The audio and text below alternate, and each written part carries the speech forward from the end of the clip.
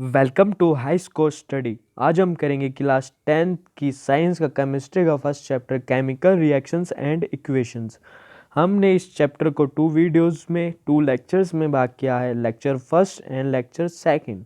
Lecture second का link आपको description box में मिल जाएगा। अब हम इस चैप्टर को स्टार्ट करते हैं, पर उससे पहले इसका बेसिक पोर्शन ले लेते हैं कि केमिकल रिएक्शन एंड इक्वेशंस होती क्या है। रिएक्शंस में यह बताया जाता है कि एक चीज़ बनी हो जिसकी केमिकल और फिजिकल प्रॉपर्टी बनाने वाले से अलग हो। जैसे कि हम एक वो लेते हैं एग्जाम्पल कि एक हमारे पास हाइड्रोजन है। हाइड्रोजन वो अगर ऑक्सीजन के साथ रिएक्ट करेगा और वाटर बनाएगा। हाइड्रोजन आपने प्रीवियस क्लास में पढ़ा होगा कि ये एक फ्यूल है। फ्यूल का मतलब ये एक आग है जो बहुत ही भयंकर रूप से इसमें सहायक है हाइड्रोजन। और यह एक फ्यूल है कि आग को ये मेंटेन करके रखता है कि इसके बिना आग तो लग ही नहीं सकती, और हाइड्रोजन आग को बहुत जल्दी कैच करता है। पर इसके रिएक्शन के बाद वाटर बनता है जो इनके को बुझाता है। इनके मतलब इस आग को बुझाता है, मतलब ये ना हाइड्रोजन है ना ऑक्सीजन। फिजिकल प्रॉपर्टी प्रूफ हो गई, पर इनके केमिकल प्रॉपर्टी मतलब ये इसको बुझाता है ना, ये आग को प्रोड्यूस करता है ना, इसमें सहायक है मतलब उसको ख़त्म करता है। और इसी के पोर्शंस में हमें यह समझना है कि केमिकल इक्वेशंस क्या होते हैं। इक्वेशंस का मतलब कि जो रिएक्शन होती है ना उनको सिंबल्स के तौर पे समझाना। जैसे हाइड्रोजन है, आपने पिछले उसमें प्रीवियस क्लास में पढ़ा होगा कि उसकी हाइड्रोजन की वैलेंसी होती होगी, उसके एटॉमिक नंबर होते होंगे, उसके सिंबल का ध्यान रखना। सिंबल हाइड्रोजन का H है और ऑक्सीजन का O, ये बनाता है H2O। H2O बनाया तो इसी को हम इक्वेशंस कहते हैं, जो रिएक्शंस को सिंबल्स और फॉर्मूले के तौर पे दर्शाती है। अब हम अपना चैप्टर स्टार्ट करते हैं। चैप्टर में हमें देखना है कि केमिकल रिएक्शंस के पोर्शंस और इक्वेशंस को कैसे लिखा जाता है। चैप्टर स्टार्ट करते हैं। What is a chemical reaction. Reaction, अब इसकी डेफिनेशन भी पढ़ लेते हैं। Those reaction in which made new substance with new chemical property and physical property are called chemical reaction. एक चीज़ बने जिसकी केमिकल और फिजिकल प्रॉपर्टी बनाने वाले से अलग हो। जैसे कि हमने एग्जाम्पल लिया था, पर एक और एग्जाम्पल हमने ले रखा है। मैग्नीशियम प्लस रिएक्ट का साइन है, ये रिएक्ट ऑक्सीजन मैग्नीशियम ऑक्साइड बनाता है। ना ये मैग्नीशियम है और ना ये ऑक्सीजन है। मैग्नीशियम ऑक्साइड मतलब एक वाइट पाउडर है। ये इस रिएक्शन को आप ध्यान रखना क्योंकि ये आपकी एक्टिविटी में भी काम आएगी। बट यहाँ पर तो रिएक्टेंट और प्रोडक्ट भी लिखा हुआ है। इसका मतलब क्या होता है, अब इसका मतलब समझते हैं। रिएक्टेंट का मतलब क्या होता है।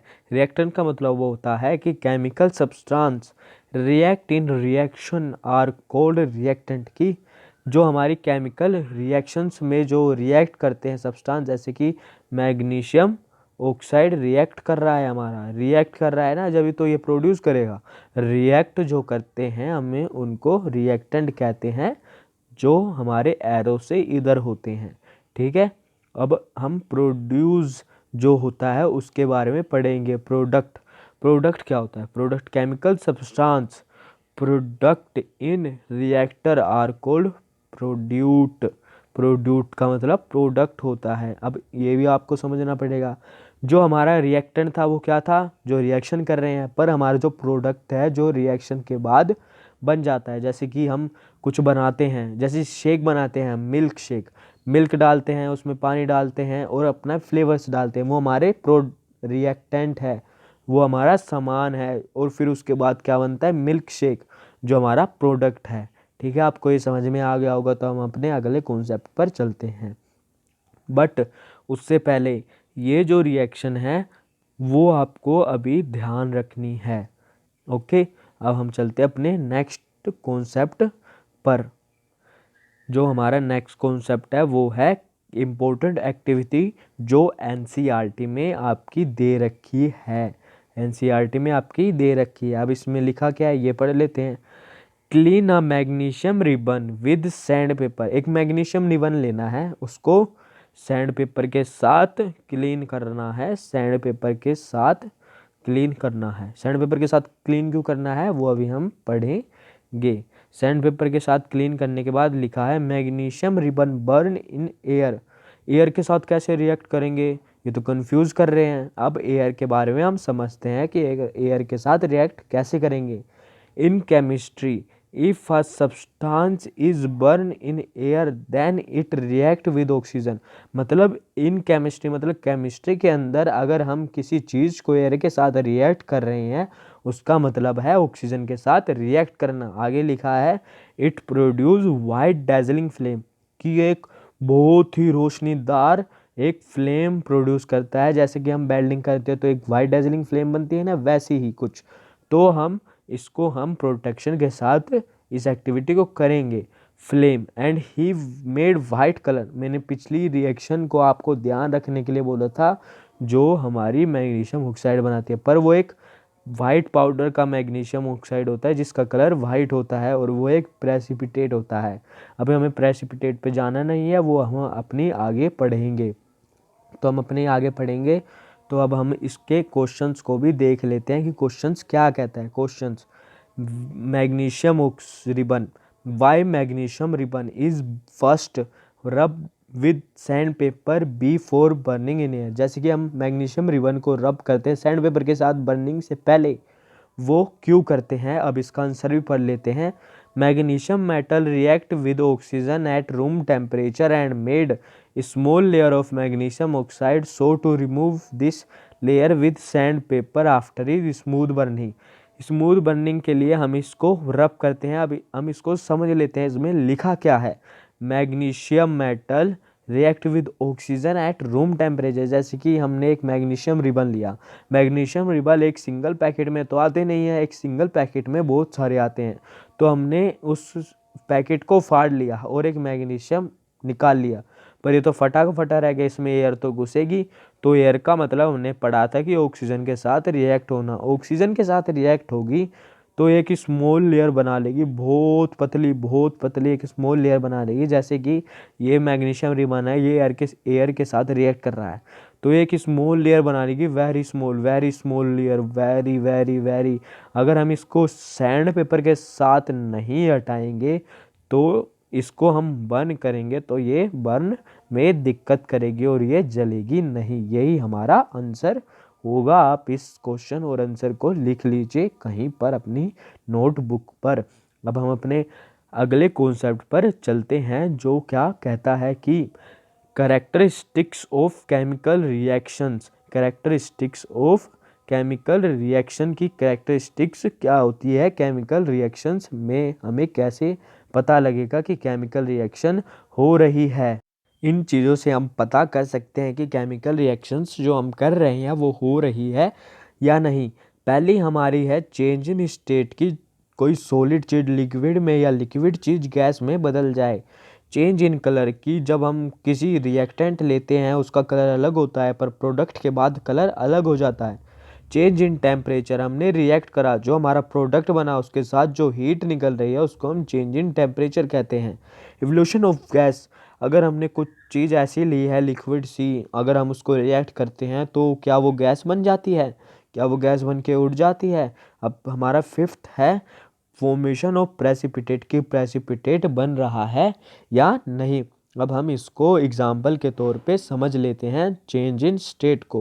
मैंने बताया था कि चेंज इन स्टेट लिक्विड से सॉलिड, सॉलिड से गैस, ऐसे होने पर चेंज इन स्टेट, जैसे कि हाइड्रोजन एक गैस है, ऑक्सीजन एक गैस है, पर वो वाटर मतलब लिक्विड बना रही है, इसका मतलब ये चेंज इन स्टेट है। चेंज इन स्टेट गैस है ये दोनों, पर लिक्विड बना रही है। चेंज इन स्टेट हुआ या नहीं हुआ, हुआ या नहीं हुआ, आप कमेंट सेक्शन में बताइए। अब सेकंड है हमारा चेंज इन कलर, कलर का चेंज हुआ या नहीं। जैसे कॉपर सल्फेट है, इसका कलर ब्लू कलर है, यह आयरन के साथ रिएक्ट करता है तो आयरन सल्फेट बनाता है, और कॉपर जिसका कलर रेडिश ब्राउन है। ये आपको बहुत ही ध्यान रखनी है, ये हमारे आगे कॉन्सेप्ट पर क्लियर होगी जो लेक्चर 2 में है। वो लेक्चर 2 का डिस्क्रिप्शन बॉक्स में आपको लिंक मिल जाएगा। देख लीजिए यहाँ पर कॉपर सल्फेट का ब्लू कलर है, पर कॉपर यहाँ पर डिस्प्लेस, मतलब अभी आपको ये पढ़ना नहीं है, आगे पढ़ना है कि ये कॉपर अगर रिएक्शन के बाद जो प्रोडक्ट बना आयरन सल्फेट और कॉपर अलग हो गया जिसका कलर रेडिश ब्राउन है, यहाँ पर भी हुआ या ना कलर चेंज हुआ या नहीं हुआ, कलर चेंज हुआ ना, तो इसी को हम चेंज इन कलर कहते हैं। अब हमारा change in temperature, change in temperature calcium oxide को हम वाटर के साथ रिएक्ट करेंगे तो कैल्शियम हाइड्रोक्साइड जो हीट के साथ होगा। चेंज इन टेम्परेचर, ये हमारे टेम्परेचर नॉर्मल टेम्परेचर में था, पर जो हमारा प्रोडक्ट बना उसमें तो हीट निकल रही है, ये बहुत ही ज़्यादा अमाउंट में हीट निकल रही है। जैसे कि कैल्शियम ऑक्साइड जो हमारे घर में जो चूना आटा होता है वो होता है, अगर हम उसमें पानी डाल देते हैं तो और उसमें हाथ डाल लेते हैं, ऐसे तो आपको करना नहीं है कि हाथ डाल लेना है, मैं एग्जाम्पल के तौर में बता रहा हूँ। आटा है, वाटर डाल देते हैं, और अगर हम कुछ चीज़ या उसको छू के देख लो, उसमें बहुत ही गर्म लगेगा, वो इतनी ज़्यादा अमाउंट में उसमें हीट निकलती है कि उसमें अगर हम अपना हाथ डालेंगे तो कट भी सकता है या जल भी सकता है। वो आपने फिल्मों में तो देखा ही होगा ना। ठीक है, अब आगे एवोल्यूशन ऑफ गैस, मतलब गैस का कैसे बदलेंगे वो अब हम ही पढ़े। एवोल्यूशन ऑफ गैस पढ़ना है हमें। एवोल्यूशन ऑफ गैस, जैसे कि वाटर है हमारा लिक्विड है, पर हम इसको रिएक्ट करेंगे, ये भी आपको पढ़ना है। अभी आगे चलकर रिएक्ट करेंगे तो हाइड्रोजन और ऑक्सीजन निकलती है। जैसे कि लिक्विड से, ये भी छोड़ो, हाइड्रोजन एक गैस है, हमारी रिएक्शन में गैस निकल रही है तो हमारा रिएक्शन काम कर रहा है। अब हमारा लास्ट है इसमें कैरेक्टरिस्टिक्स में फॉर्मेशन ऑफ प्रेसिपिटेट की प्रेसिपिटेट निकलना। जैसे कि सोडियम सल्फेट में बेरियम क्लोराइड हम डालेंगे तो हमारा बेरियम सल्फेट बनेगा और सोडियम अलग हो जाएगा। जैसे कि सोडियम है जो कि सोडियम तो है पर क्लोराइड के साथ है, जो हमारा सोडियम क्लोराइड है वो एक प्रेसिपिटेट है। अब प्रेसिपिटेट क्या होता है अब वो भी पढ़ लेते हैं। प्रेसिपिटेट होता है those reaction is form PPT at called precipitate reaction. जैसे कि हम पीपीटी का मतलब, हम पानी हमारे गिलास में, हम उसमें अगर मिट्टी डाल देते हैं पर पानी को कुछ नहीं होता, मिट्टी तो नीचे बैठ जाती है, वही हमारा प्रेसिपिटेट होता है कि कोई चीज़ नीचे बैठ जाने को हम प्रेसिपिटेट कह सकते हैं। आपको एक कॉन्सेप्ट क्लियर हो गया होगा, तो हम अपने अलग और अगले कॉन्सेप्ट पर चलते हैं जो हमारा है केमिकल इक्वेशंस। आ गया केमिकल इक्वेशंस की हमें इक्वेशंस कैसे बनानी है। What is a chemical equation? Chemical equations होती हैं कि those equation is a represent of chemical reaction with symbol and formula are called chemical equation. जैसे कि मैंने बताया था कि किसी चीज़ को सिंबल या फॉर्मूले में रिएक्शन को बताना, यही हमारा कह रखा है कि इक्वेशन रिप्रेजेंट करती है केमिकल इक्वेशन को, कि हमें बताती है केमिकल रिएक्शन के बारे में सिंबल और उस फॉर्मूले से, जैसे कि उनके चिन्हों से और उनके बोलने के मान्यता से। जैसे कि हम कह सकते हैं कि मैग्नीशियम है हमारा मैग्नीशियम प्लस ऑक्सीजन, मैग्नीशियम को Mg कहते हैं, इसका सिंबल Mg होता है, और ऑक्सीजन का O पर रिएक्ट होके मैग्नीशियम ऑक्साइड बनाता है, उसको हम MgO कहते हैं। फिर इसको हम ये भी समझ सकते हैं कि किसी केमिकल रिएक्शन को सिंबल या उसके फॉर्मूले से दर्शाने को केमिकल इक्वेशन कहते हैं। अब हम चलते हैं अगले कॉन्सेप्ट पर, एडवांटेज ऑफ केमिकल इक्वेशंस। ये हमारे CBSE पेपर में भी आता है कि एडवांटेज क्या होते हैं केमिकल इक्वेशंस के। इट मेक इजी स्टडी में ये काम करती है। जैसे कि हमारा मैग्नीशियम है, मैग्नीशियम को हम इतना लंबा खींचेंगे, मैग्नीशियम लिखेंगे, पर साफ सीधी बात है इक्वेशन में लिखना है Mg। इजी स्टडी है ना। मैग्नीशियम को हम Mg कह सकते हैं, इजी स्टडी है या नहीं है ना। बहुत ही बढ़िया। अब आगे less time and effort compare to chemical equation. अभी हमने ये एग्जांपल, जैसे कि हमको बहुत देर लगी मैग्नीशियम लिखने में, पर Mg तो हमने यूं ही लिख दिया। ये हमारा लेस टाइम और कंपेयर्ड, जो हमारा कंफर्ट से हमें मिला है उसको हम एफर्ट से भी कह सकते हैं कि हमें एफर्ट्स और टाइमलेस हमारा होगा। अब थर्ड है give additional information compare to chemical reaction.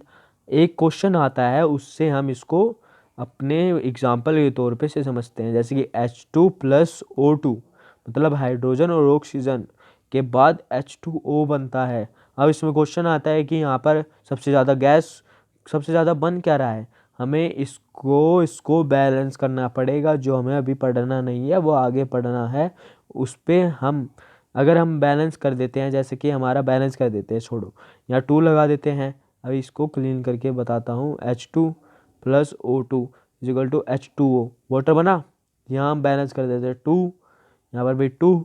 बताओ अब ज़्यादा कहाँ पर है, ज़्यादा किसके पास 2 है, ऑक्सीजन के पास या हाइड्रोजन के पास? 10 सेकंड में कमेंट सेक्शन में बताओ कि सबसे ज़्यादा हाइड्रोजन या ऑक्सीजन में से किसके पास 2 है। 1 2 3 4 5 6 7 8 9 10। कमेंट सेक्शन में बताओ कि सबसे ज़्यादा 2 किसके पास है। अब आंसर सुनो, सबसे ज़्यादा 2 हमारा हाइड्रोजन के पास था, जिसकी वजह से हम ये समझ सकते हैं कि हमें इससे एडिशनल इंफॉर्मेशन भी मिल सकती है। अब हम अपने अगले कॉन्सेप्ट पर चलते हैं। हमारा अगला कॉन्सेप्ट है बैलेंस इक्वेशन। जो हमने अभी एग्जाम्पल पढ़ा उसमें बैलेंस करा ही नहीं करा, कराना। अब उसको हम डेफिनेशन के तौर पे पढ़ लेते हैं। बैलेंस इक्वेशन होती क्या है? Those equation having equal number of atom are product side and reactant side are equal। कि ऐसी इक्वेशन जिसमें हम कि एटम का नंबर इक्वल करें जो हमारा रिएक्टेंट और प्रोडक्ट साइड भी इक्वल हो जाए। बैलेंस इक्वेशन को हम कह सकते हैं कि हमारे जैसे कि यहाँ पर H2 मैं देखता हूँ H2+O2 इक्वल टू H2। अगला वो लेते हैं, अगला एग्जाम्पल, बढ़िया एग्जाम्पल लेते हैं हम अपने। अगले एग्जाम्पल लेते हैं हम अपना बढ़िया सा, जैसे कि हम Mg है प्लस O2, ये बनाता है MgO। बनाता मैग्नीशियम ऑक्साइड बनाता नहीं बनाता। परंतु यहाँ 2 है ऑक्सीजन के पास, यहाँ पर तो कुछ भी नहीं है, तो हम बैलेंस करने के लिए यहाँ 2 लगा देंगे।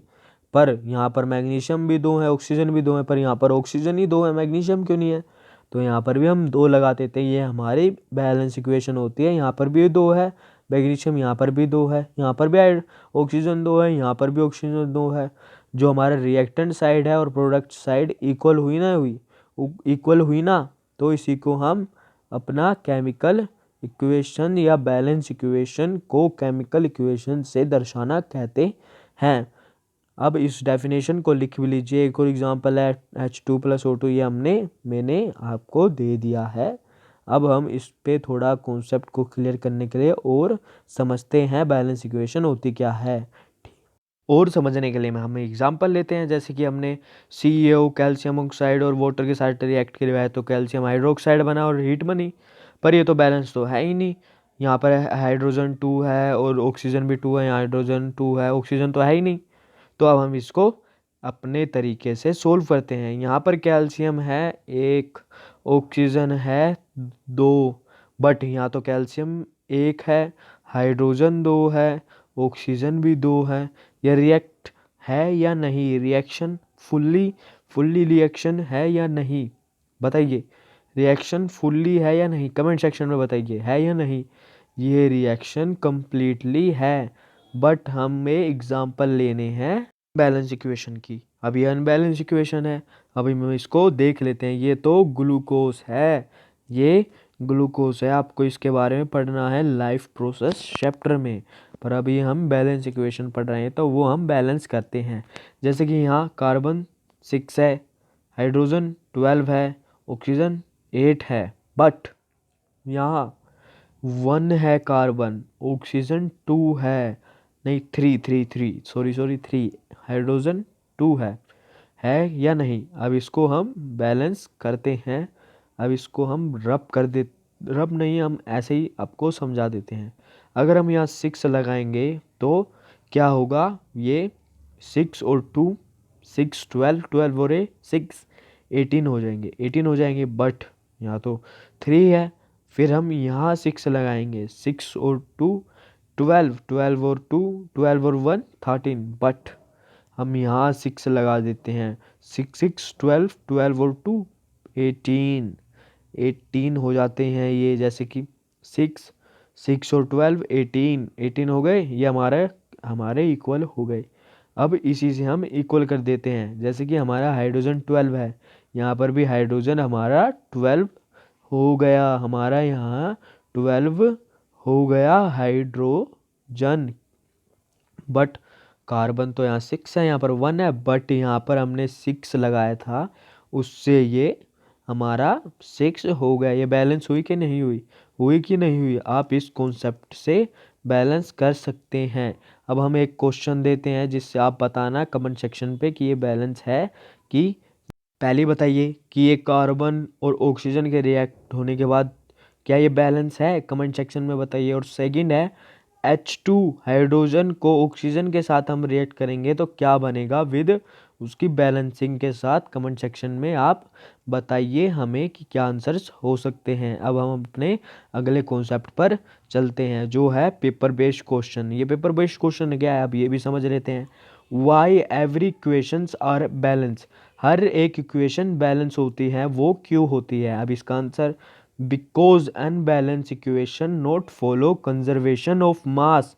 कंजर्वेशन ऑफ मास हमने प्रीवियस क्लास में पढ़ा था, और ये कहता है कि अनबैलेंस इक्वेशन फॉलो नहीं करता कंजर्वेशन ऑफ मास। अब इसकी थोड़ी पोर्शन देते हैं कि कंजर्वेशन ऑफ मास होता क्या है।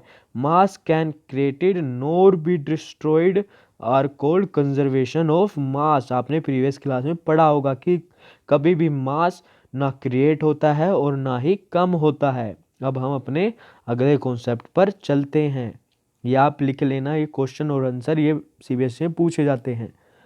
तो हमारा आता है एक्सोथर्मिक रिएक्शन। अब हम अपने अगले ही कॉन्सेप्ट में, यही कॉन्सेप्ट अब हमें सेकंड फेज पे ले जाता है अपनी केमिकल रिएक्शंस एंड इक्वेशंस वाले चैप्टर में। अब ये पढ़ते हैं ये होता क्या है, ये पढ़ते हैं होता क्या है। Exothermic reaction, those reaction in which heat is involve are non produce side are called exothermic reaction. इसमें कहता है ऐसा रिएक्शन जो हीट इन्वॉल्व हो प्रोडक्ट साइड में, जैसे कि एक्सोथर्मिक कहता है कि हीट हमारी निकले प्रोडक्ट साइड में, उसे हम एक्सोथर्मिक रिएक्शन कहते हैं। एक्सो का थर्मल रिएक्शन, जो हमारा थर्मल रिएक्शन होता है, अभी हमें अपने सेकंड लेक्चर में ये पढ़ना भी है। एक्सो का मतलब हीट निकलती है, निकलती है, ना कि हीट मिलती है। हीट मिलने को एंडोथर्मिक कहते हैं, वो भी हम अभी पढ़ेंगे। इसने क्या रखा है कि प्रोडक्ट साइड पे हीट निकले रिएक्शन के बाद उसे एक्सोथर्मिक रिएक्शन कहते हैं। ये आप एग्जांपल भी देख सकते हैं कि कैल्शियम ऑक्साइड हाइड्रोजन मतलब और ऑक्सीजन के कंबाइन वाटर के साथ रिएक्ट होगी, एकदम रिएक्ट, तो कैल्शियम हाइड्रोक्साइड और हीट, यहाँ पर हीट कहाँ निकल रखी है, कहाँ निकल रखी है, प्रोडक्ट साइड में, तो इसमें भी यही लिख रखा है heat is involve as product side में, यह एक्सोथर्मिक रिएक्शन होता है। अब एंडोथर्मिक रिएक्शन पढ़ते हैं कि वो क्या होता है। एंडोथर्मिक रिएक्शन वो क्या होता है हम अब पढ़ते हैं। एंडोथर्मिक रिएक्शन क्या होता है वो पढ़ते हैं। एंडोथर्मिक रिएक्शन वो होता है those reaction in which heat is absorb are known as endothermic. जो रिएक्शन में एब्जॉर्व करे रिएक्टेंट के तौर पर उसे एंडोथर्मिक रिएक्शन कहते हैं, डेफिनेशन के तौर पे। अब एग्जांपल के तौर पे भी समझ लेते हैं। एग्जांपल है नाइट्रोजन और ऑक्सीजन जब रिएक्ट करते हैं तो उन्हें हीट की बहुत ज़रूरत होती है, जब भी वो नाइट्रोजन ऑक्साइड बना पाते हैं हीट की वजह से। अगर उन्हें हीट नहीं मिलेगी तो ये नाइट्रोजन ऑक्साइड नहीं बना पाएंगे। तो इसी में यह कह रखा है heat is absorb of reactant side, absorb होती है, एब्जॉर्व का मतलब कि हीट एब्जॉर्व के तौर पर रिएक्टेंट साइड पे ही हीट निकलेगी। अब हम अपने अगले कॉन्सेप्ट पर चलते हैं जो है हमारा कॉम्बिनेशन रिएक्शन। कॉम्बिनेशन रिएक्शन क्या कहता है अब यही पढ़ लेते हैं डेफिनेशन के तौर पर। Those reaction in which two more simple substance combine into one compound are known as combination reaction. अब इसकी हम ढंग से पोर्शन में पढ़ लेते हैं। Those reaction in which two more, कि ऐसा रिएक्शन जिसमें दो या दो से ज़्यादा सिंपल सब्सटेंस कंबाइन होके मतलब रिएक्ट होके एक कंपाउंड में बदल जाए। जैसे कि हाइड्रोजन को ऑक्सीजन से रिएक्ट या कंबाइन कराएंगे तो हाइड्रोजन के साथ ऑक्सीजन रिएक्ट होके वाटर बनाता है, वो एक हमारा कंपाउंड है, आपने प्रीवियस क्लास में पढ़ा होगा। यही कॉम्बिनेशन रिएक्शन कहती है कि दो या दो से अधिक सब्सटेंस कंबाइन मतलब रिएक्ट होके कंपाउंड बनाए, उसे कॉम्बिनेशन रिएक्शन कहते हैं। डिकम्पोजिशन हम अगले लेक्चर में पढ़ेंगे जो इसका उल्टा है। अब इसके एग्जाम्पल भी ले लेते हैं। हाइड्रोजन और ऑक्सीजन रिएक्ट करके H2O बनाती है, ये हमारे मोलिक्यूल्स है। जैसे कि एक और एग्जाम्पल लेते हैं, हमने पीछे पढ़ा होगा एक्सोथर्मिक या एंडोथर्मिक रिएक्शन था हमारा एन।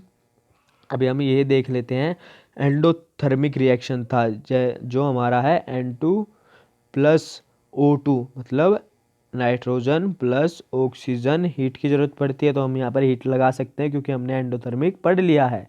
तो हमारा नाइट्रोजन ऑक्साइड बनाता है, बैलेंस भी कर लेते हैं हम यहाँ पर। यहाँ 4 हो गए, यहाँ 4 हो गए, यही बैलेंस हो गया है। ये दो सब्सटेंस कंबाइन होके एक कंपाउंड बना रहे हैं नाइट्रोजन ऑक्साइड। जैसे नाइट्रोजन कंबाइन होके ऑक्सीजन के साथ कंबाइन हो रहा है तो नाइट्रोजन ऑक्साइड बना रहा है, तो ये हमारा एक कंपाउंड है, इसी में कॉम्बिनेशन रिएक्शन में बता रखा है। अब हम इस लेक्चर को अगले पोर्शन में लेके चलते हैं। अब हमारा लेक्चर होता है ख़त्म यहीं पर। फर्स्ट लेक्चर हमारा कंप्लीट होता है, जो हमारा कॉम्बिनेशन रिएक्शन तक था। अब डिकम्पोजिशन रिएक्शन से लेक्चर 2 स्टार्ट होगा, जो डिस्क्रिप्शन बॉक्स में आपको मिल जाएगा। क्वेश्चन अपलोडेड करता हूँ मैं अपने इंस्टा आईडी पर जो HSS है, इसको फॉलो करें एंड प्रिपरेशन करें पेपर की। जो अब हम अपने क्वेश्चंस जो मैं अब भेजता हूँ उसी पे भेजता हूँ। 3 क्वेश्चंस यहाँ करवाऊँगा और 3 क्वेश्चंस मैं वहाँ कराऊँगा। आप इसलिए इंस्टा को फॉलो करें और प्रिपरेशन करें अपने पेपर्स के। अब 3 क्वेश्चंस मैं यहाँ करवाऊँगा, तो अब मैं यहाँ पर 3 क्वेश्चंस करवाता हूँ। हम अपने क्वेश्चंस 3 क्वेश्चन जो मैंने आपको बताए थे वो हम करते हैं और 3 क्वेश्चंस मेरे इंस्टा आईडी पे डाल दिए जाएंगे। अब ये हमारा फर्स्ट क्वेश्चन है, example balance equation and balance this equation sodium react with chloride made sodium chloride.